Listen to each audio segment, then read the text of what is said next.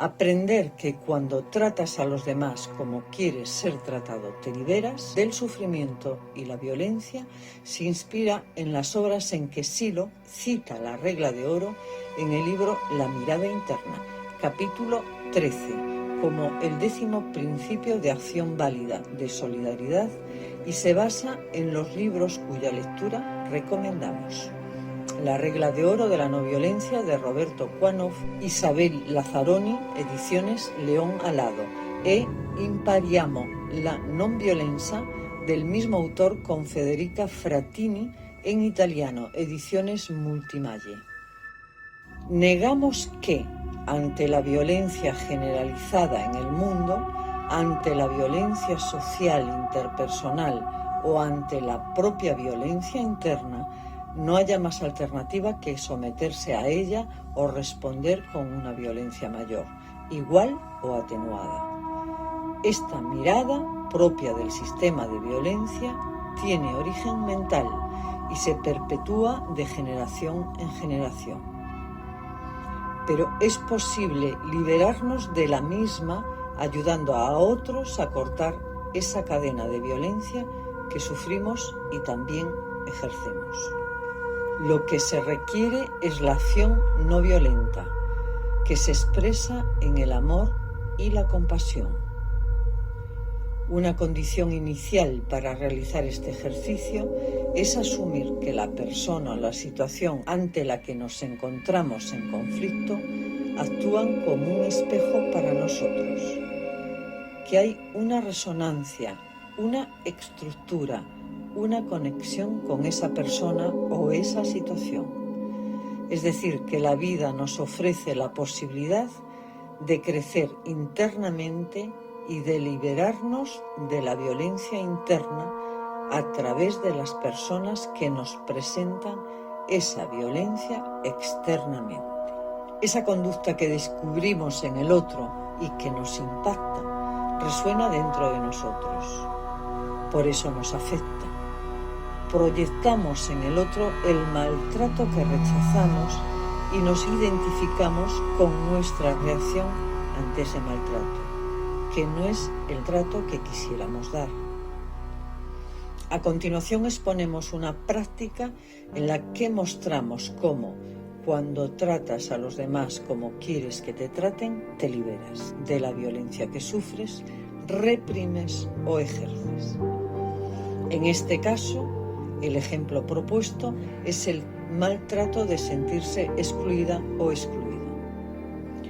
Uno puede seguir este mismo ejemplo, ya que son maltratos que todas las personas sentimos, pero también uno lo puede aplicar a otro tipo de maltrato. La práctica está sintetizada en 8 pasos que se sintetizan gráficamente en una tablita que vinculan los 8 pasos, facilitando su comprensión.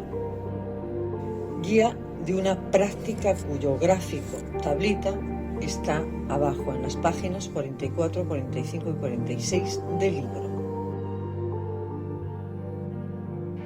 Identifico el maltrato que rechazo de otros o un aspecto mío y lo anoto en 1.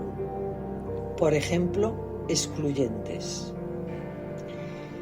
Identifico mi reacción ante ese maltrato y lo anoto en 2. Siguiendo con el ejemplo, sufro cuando me siento excluido, sobre todo por las personas más cercanas a mí, y me alejo aislándome. Para liberarme de la tensión que me genera esa actitud que rechazo, la exclusión, identifico cómo quiero ser tratado y lo anoto en 3. Me ayuda a saber cuál sería el comportamiento contrario. En el ejemplo, quiero que me consideren, que me incluyan. Como el principio indica que debo tratar a los otros como quiero ser tratado, dando el buen trato que quiero recibir. En 3, considero e incluyo a los demás. ¿Y cómo lo hago?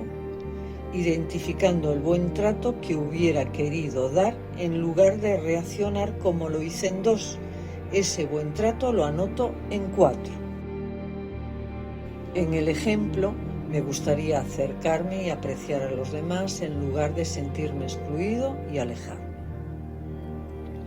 Con estos redacto un aforismo, frase que memorizada evita que me altere en la situación. Con estos 4 pasos redactamos un primer aforismo como idea-fuerza que se expresa así. Para evitar ante 1 la respuesta de 2, actúo como en 3 y 4.